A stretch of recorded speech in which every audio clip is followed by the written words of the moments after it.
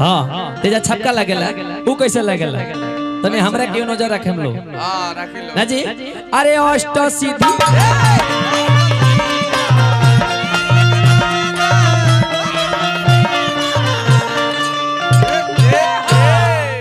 ये छपका हमनी के छपरा के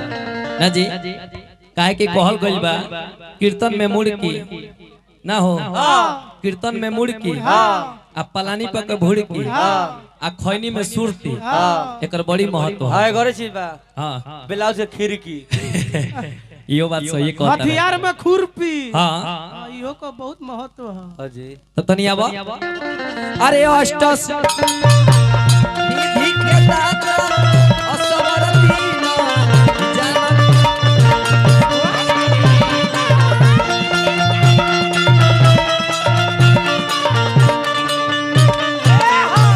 तकावे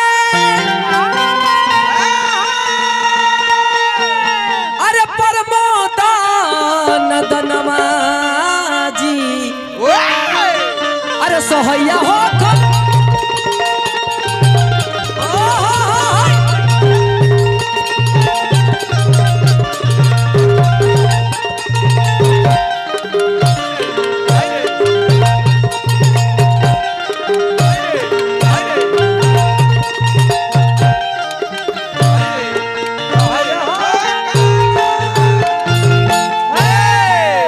अगर आप सबके अच्छा लगल तो जोरदार ताली बजा के आशीर्वाद लेके के आ ना अच्छा लगल तो कोनो बात नहीं के जोरदार ताली बजा